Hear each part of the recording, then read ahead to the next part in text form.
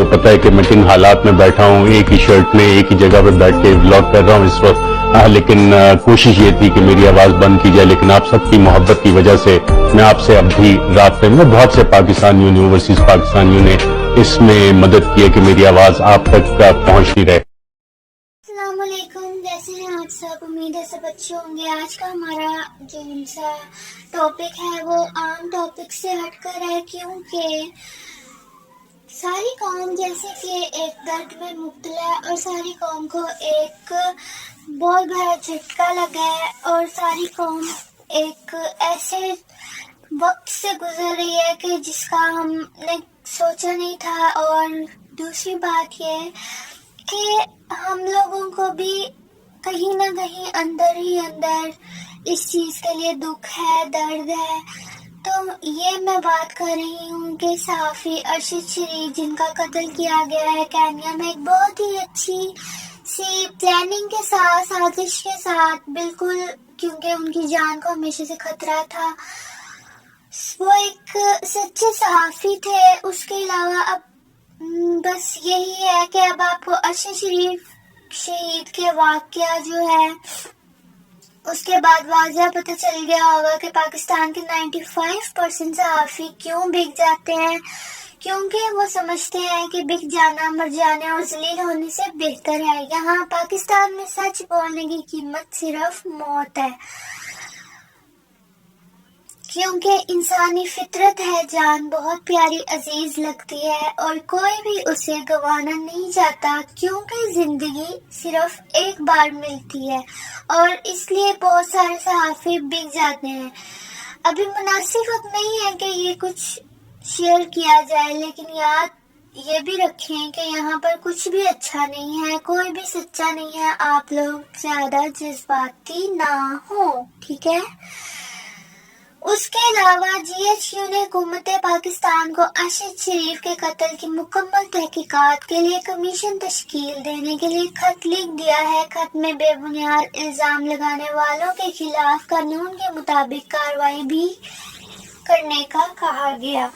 کل میں نے جس طرح سنا تھا، ایک منہ کے فائر کرنے والے بھی پکڑے جائیں گے تو معافیا مانگ لیں گے، یہ وہ، غیروں کے ہاتھ کھیلو گے یا دشمن کا کام آسان کرو گے تو دشمن ہی کہلاؤ گے۔ ایکشن بھرپور ہوگا اور ہونا بھی چاہیے۔ ہمیں نہ اسلام یہ درس دیتا ہے، نہ قانون، نہ روایات، کہ کسی پر بنا ثبوت کے الزام لگاؤ اور پھر اس کو مار بھی دو۔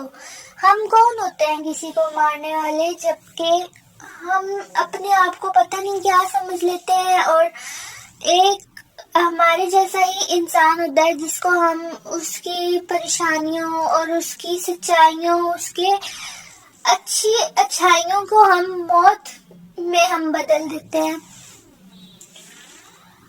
اس کے آگے جی میں آپ کو بتاتی چلوں، پاک فوج کے جنرل ہیڈ کوارٹرز نے کینیا میں پاکستانی صحافی ارشد شریف کی ہلاکت کی مکمل اور غیر جانبدارانہ تحقیقات کے لیے حکومت پاکستان کو انکوائری کمیشن بنانے کے لیے خط لکھا ہے، جبکہ جس رات ارشد پر حملہ ہوا اس رات امریکی وزیر خارجہ نے کینیا کی اعلیٰ شخصیت سے ٹیلی فون کے ذریعے رابطہ بھی کیا تھا۔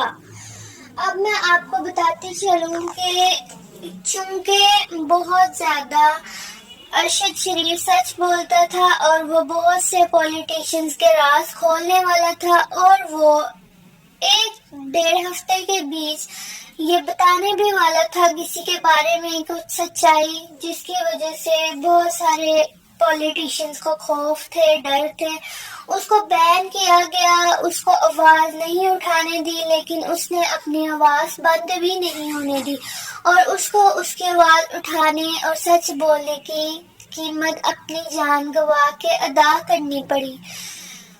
بہت ہی بھاری دل کے ساتھ، بوجھل دل کے ساتھ مجھے یہ کہنا پڑ رہا ہے کہ پاکستان میں سچائی اور ایمانداری کی یہی ایک قیمت ہے کہ اپنی جان گنوا دی جائے، اپنے آپ کو ختم کروا لیا جائے. بالکل بہت سارے صحافی اس لیے بک جاتے ہیں اور اس لیے وہ اس طرح کے ہمارے کسی کے بھی ایمانداری میں نہیں رہتے ہیں.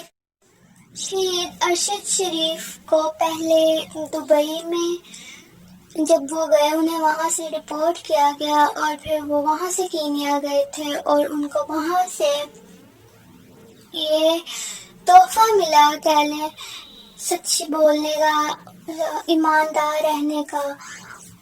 اب ان کی ڈیڈ باڈی جب واپس آنی تھی تو ان کا چھوٹا سا بیٹا ایئرپورٹ پہ اپنے باپ کی ڈیڈ باڈی کا ویٹ کر رہا تھا. وہاں اس کا بھی بیان آیا اور وہ بھی دیکھ کے دل اس طرح رو رہا تھا کہ اس بچے پہ کیا گزری ہوئی. ان کی بیٹی, ان کے باقی 2 بیٹے, ان کی بیوی کا کہنا ہے میں نے اپنے دوست کو, اپنے شوہر کو کھو دیا. یعنی ان کے وہ کتنے اچھے شخص, کتنی اچھی ایک پرسنالٹی تھی کہ ان کی بیوی بھی ان کے بارے میں کتنا اچھا بول رہی ہے. جبکہ آج کل جو کہہ لیں آپ کے کوئی اتنا بڑا رسپانس نہیں لیتے ہیں کچھ بھی. ہاں ان کی بیوی کے بیان بھی آئے ہیں, ان کی والدہ کے بھی آئے ہیں. تو ان کی جو اہلیہ ہیں ان کا یہ کہنا تھا کہ ہماری پکچرز اپلوڈ نہ کی جائیں, بچوں کے گھر کی بڑوں تک رہیں. ان کی بات بھی ٹھیک ہے, اس طرح کسی کو بھی آپ کو یہ حق نہیں پہنچتا کہ آپ کسی کو اس طرح ان کی پرائیویسی میں آپ انٹرفیئر کریں. اچھی بات نہیں ہوتی ہے. اس کے ساتھ میں آپ کو بتاتی چلوں, ایک ٹویٹر اکاؤنٹ ہے جس نے یہ لکھا ہوا ہے کہ دوسروں کی ڈیڈ باڈیز کے بارے میں یہ بولنے والا, اس طرح کا کچھ لکھا ہوا ہے. میں بالکل مجھے کلیئرلی ورڈز یاد نہیں ہے, لیکن جس کے اوپر مریم نواز نے بھی ٹویٹ کیا ہوا ہے اور وہ کہتے ہیں میں یہ ری ٹویٹ نہیں کرنا چاہتی تھی لیکن میں کر رہی ہوں. اور وہ وہاں یہ کہتی ہیں کہ یاد رکھو بالکل کہ تم پہ بھی یہ وقت آنا ہے. اور وہ وہاں پر ایک طنزیہ یا آپ کہہ طنز کرتی ہیں جس پہ پوری عوام, پورا پاکستان بہت زیادہ تیش میں آ جاتا ہے. اور ابھی مریم نواز کو تو یہ بھی یاد نہیں ہے کہ مریم نواز کی جب والدہ کا انتقال ہوا تھا تو اس کا نام شوہر آیا تھا انہیں کندھا دینے, نہ ہی ان کا بیٹا آیا تھا باہر سے. جبکہ ارشد شریف کو کندھا دینے کے لیے پوری عوام جو ہے نا وہ پوری عوام چاہ رہی ہے کہ ہم اس کو کندھا دیں.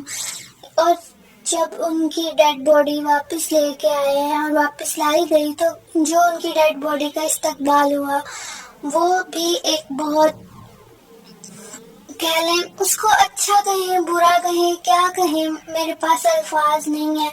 کیونکہ اگر وہ حیات ہوتے تو شاید ان کا ایسے استقبال نہ کیا جاتا. یہ ہماری قوم کی, یہ ہماری عوام کی ایک خوبی ہے کہ انسان کو مرنے کے بعد ہی اچھا کہا جاتا ہے. جب تک وہ زندہ ہوتا ہے اس کی کوئی اچھائیاں نظر نہیں آتی ہیں, اس کی کوئی خوبیاں نظر نہیں آتی ہیں, اس کی ایمانداری, اس کی سچائی کچھ بھی کسی کھاتے میں نہیں آتی. اور جب وہ مر جاتی تو چاہے وہ کتنا برا انسان بھی ہونا تو ہم یہ کہتے ہیں کہ وہ کتنا اچھا انسان تھا, اس میں یہ اچھائیاں تھیں, یہ اس میں سارا جو ہے نا ہم بولتے ہیں. تب ہم صرف دوسرے کی اچھائیاں یاد کرتے ہیں, ہمیں اس کی برائیاں بھول جاتی ہیں ایک طرف سے. تو یہ تھا جی ارشد شریف کا دل دہلانے والا ایک واقعہ. مزید اپڈیٹس میں آپ کو دیتی رہوں گی اس کے بعد نئے ولاگ کے ساتھ. تب تک کے لیے اللہ حافظ, اپنا خیال رکھیں. یہ ایک ڈی وی ڈی ہے اور یہ ایک یو ایس بی ہے اور یہ میں کمیٹی کے سامنے پیش کروں گا. اس میں وہ ایم پی ایز ہیں جو پیسوں کے ساتھ فوری کرتے ہیں. یہ ایک شعر ہے جو میں عمران خان صاحب کو ڈیڈیکیٹ کر رہا ہوں کہ ایک شخص بھی بہت تھا کہ خبر رکھتا تھا, ایک شخص بھی بہت تھا کہ خبر رکھتا تھا, ایک تارا بھی بہت تھا کہ صدا دیتا تھا. کہ وہ کون تھا؟